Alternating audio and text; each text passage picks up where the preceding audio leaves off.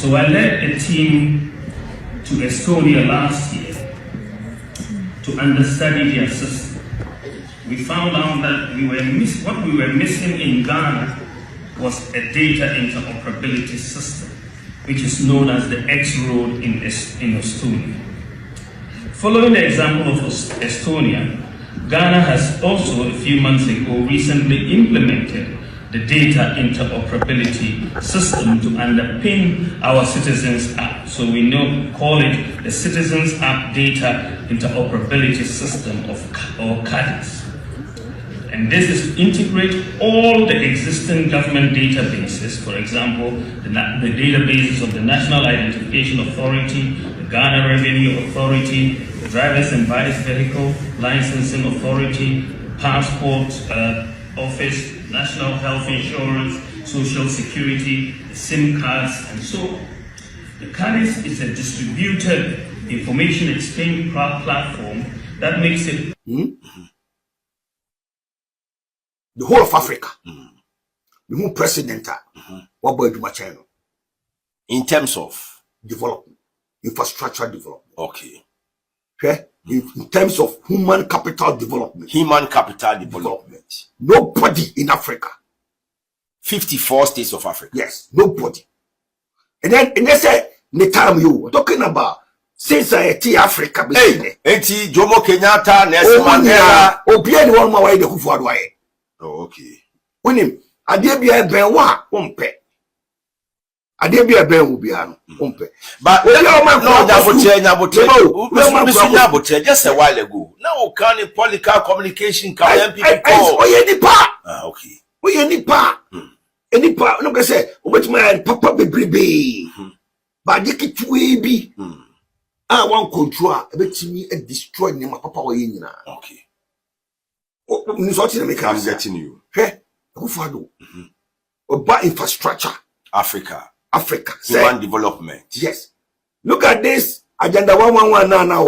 Hospitals. 110. 111.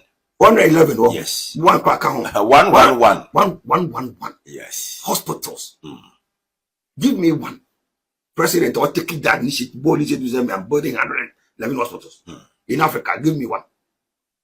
But talking about factories, no person springing all over the country. One district, one factory. One factory.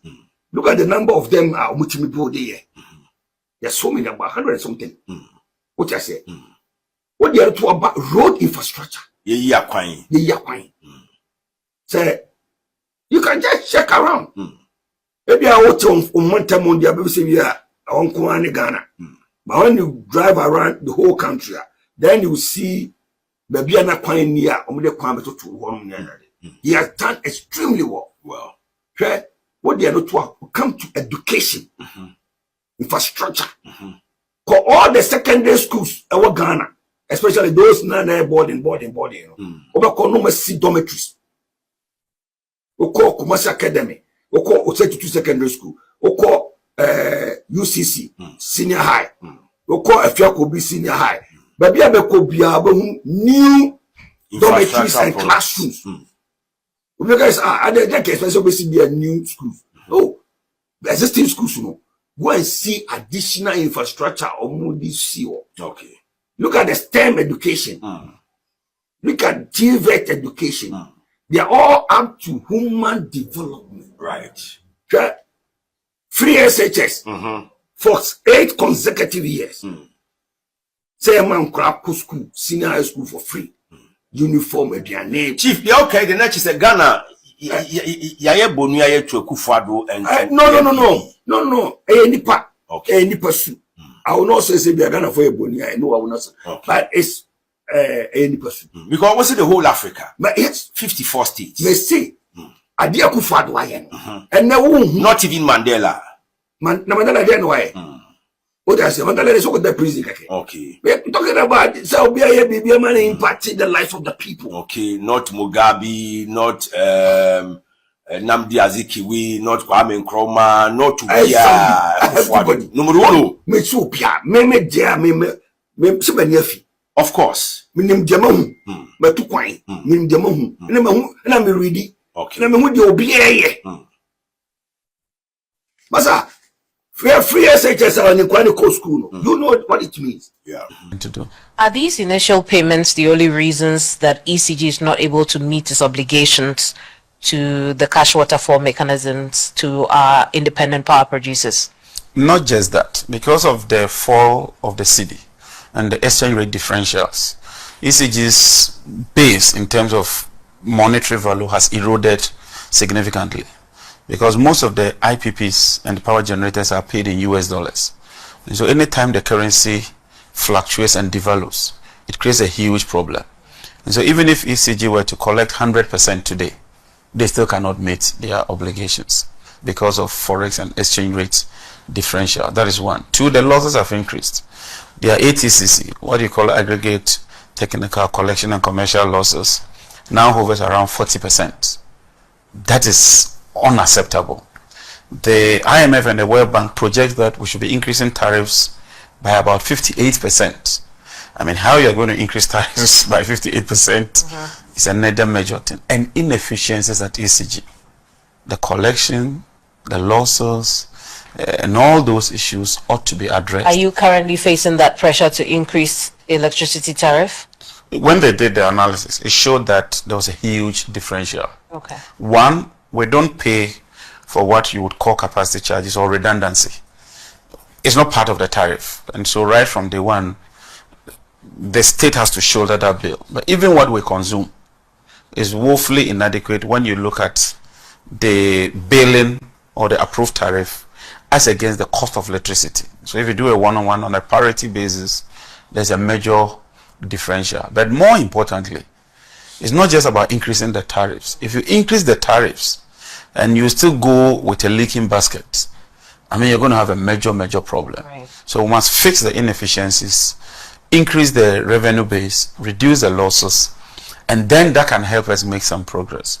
But from what we are seeing, if we don't do anything, by the end of the year, the system will collapse. Already, Power has sent a letter that they intend to discontinue the supply of electricity because we owe them $370 million US. WAPCO and NGAS have also sent us a memo. The minister followed up and came personally to threaten that in March they would cut the supply of gas. ENI is also threatening. Jubilee says that right from November in 2023, not 2024. So over 1 year, they haven't been paid anything.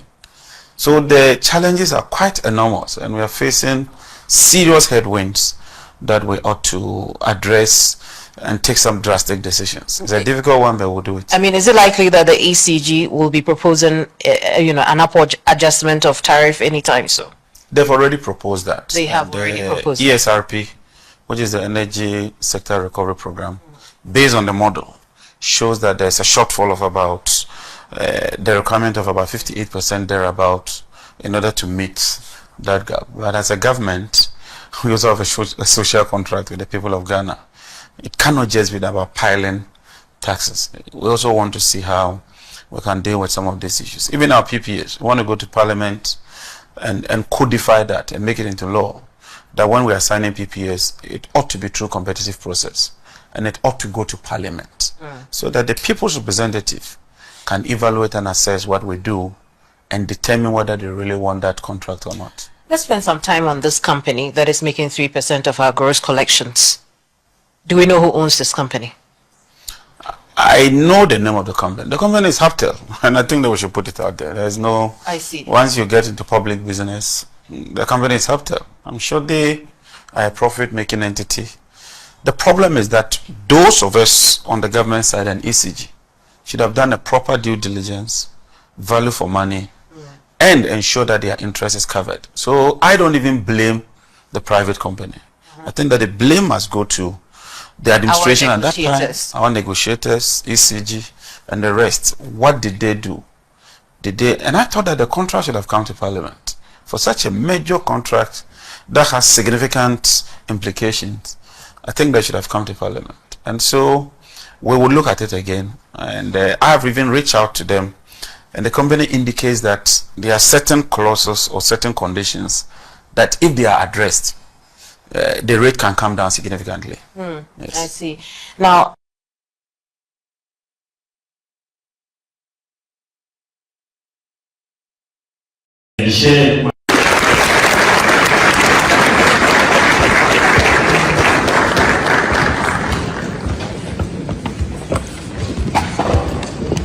Thank you very much, Sarah. Distinguished ladies and gentlemen, 2 years ago, I was here at Harvard for the African Development Conference.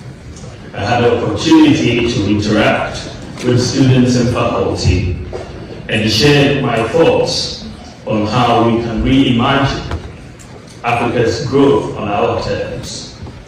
It is a privilege to be back here for this year's conference, and I'd like to express my gratitude to the organizers for providing this platform to engage with some of the world's brightest minds on the future of Africa. It is a case that we are in the midst of a global digital revolution. Artificial intelligence, big data, cloud computing, and the Internet of Things. They are not just buzzwords. They are reshaping our world. Digitalization is no longer at the periphery. It is front and center. It is a necessity for survival and prosperity in the 21st century. Ladies and gentlemen, Africa missed the first industrial revolution, which saw the transition from manual small-scale production to mechanized production in agriculture and goods like textiles, mostly powered by steam and coal energy. Then we missed the second industrial revolution, with the widespread use of electricity, powered mass production and assembly lines. The third industrial revolution, which was set off by the introduction of computers, and also did not see Africa jump on and develop like others. We are now in the fourth industrial revolution, where the technologies have come together in a global network to create the Internet, which is the greatest machine ever created by mankind, I would say, and using that to also energize tools and equipment to make them smart, to create the Internet of Things and artificial intelligence, which have opened up amazing possibilities with no end in sight.